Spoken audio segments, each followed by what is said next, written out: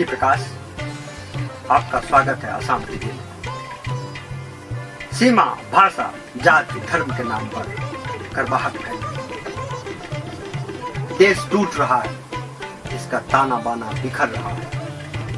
जरूरत है जन श्रृंखला तैयार करने की, वसुधैव कुटुंबकम की भावना देना। आइए इस अभियान में सहभागी बनें।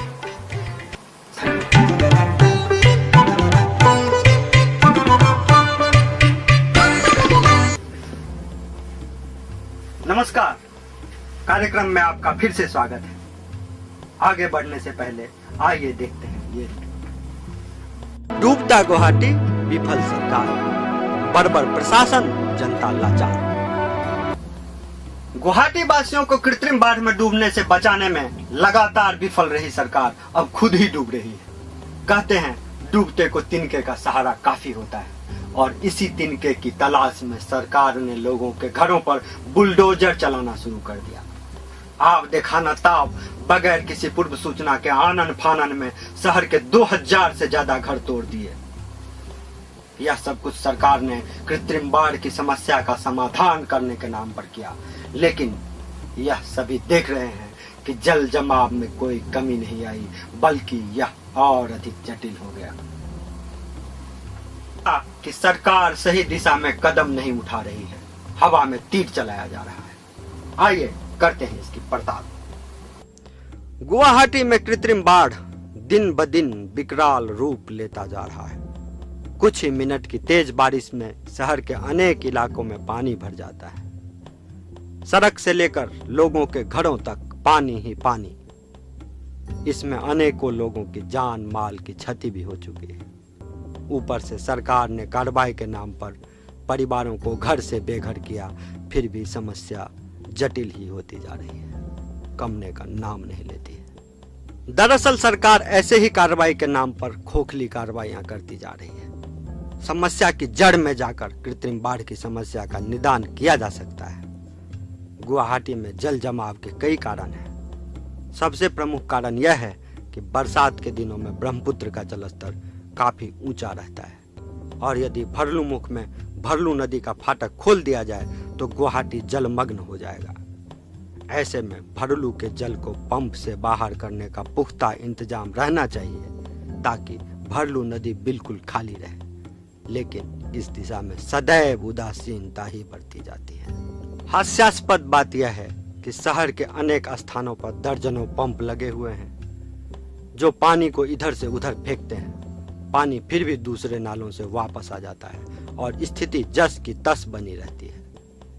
भरलू हमेशा भरा ही रहता है, जिस कारण नाले भरे ही रहते हैं, और हल्की सी बारिश में ही बाढ़ आ जाता है।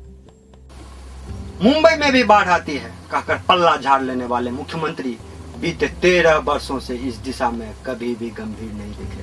कार्रवाई के नाम पर लूट खसोट और व्यक्तिगत रंजिश में बुलडोजर चलाने के अलावा कुछ नहीं किया। सबसे हास्यास्पद तो यह है कि आजादी के 67 साल बीत जाने के बाद आज भी अंग्रेजों द्वारा बनाए गए असम लैंड रेवेन्यू रूल्स 1866 के जरिए ही लोगों पर जुल्म ढा रही है यह सरकार। क्या गुवाहाटी वासी आज भी गुलाम हैं, या गुवाहाटी के लोगों को स्वयं से सवाल करना चाहिए। शहर में जल जमाव की समस्या बने रहने के पीछे हर तरफ से सरकारी अकर्मण्यता देखी जा सकती है। शहर में धड़ल्ले से पहाड़ों की कटाई की जा रही है, जिसके कारण पहाड़ों की कटी हुई मिट्टी बारिश के पानी के साथ आकर नालों को भर देती है।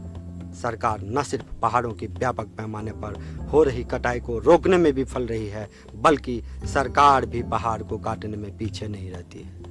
साथ ही बड़े सरकारी नौकरशाह से लेकर निचले स्तर तक के नागरिक व पुलिस प्रशासन के लोग हरी भरी पहाड़ियों पर अपना आस्याने बसाने की ख्वाहिश रखते हैं। ऐसे में पहाड़ की कटाई रुके तो आखिर कैसे, टेढ़ा सवाल है। सरकारी अकर्मण्यता के कारण ही विश्व प्रसिद्ध टिपर बिल समेत शहर के सिलसाको बिल, बोंदाजान, बरसोला बिल, सरुसोला बिल, मोड़ा भरलू जैसे जलाशयों की अवस्था जीर्ण हो गई है।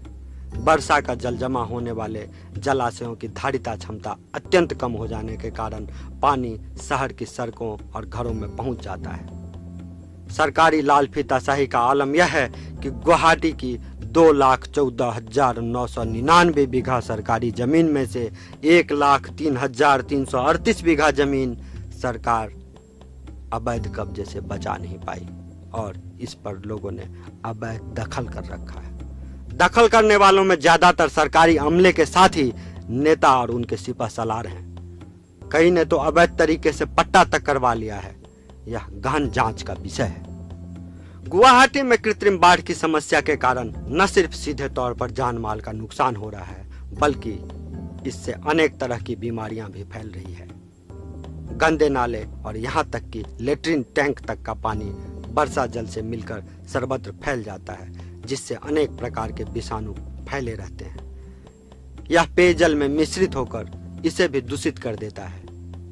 दूसरी ओर पानी कम होने के बाद यह गंदगी सड़कों पर जमी रह जाती है, जो सूख कर धूल बनकर गुवाहाटी में 24 घंटे उड़ते रहता है, जिससे स्वास्थ्य संबंधी अनेक रोग फैल रहे हैं। श्वास की बीमारी होना गुवाहाटी में इसी कारण आम बात हो गई है। इतना ही नहीं, विश्व प्रसिद्ध दीपर बिल में जिस प्रकार गुवाहाटी की तमाम गंदगी गुवाहाटी नगर निगम द्वारा फेंकी जा रही है, वह बेहद खतरनाक रूप ले रहा है। एक तो प्राकृतिक कहर और ऊपर से प्रशासनिक बर्बरता। लोग परेशान हो गए। सरकार को चाहिए कि वह जल जमाव की समस्या का निदान ऐसे करे कि जनता को परेशानी नहीं। आखिरकार किसी भी सरकार का यह कर्तव्य है कि वह जनता के हितों को ध्यान में रखे।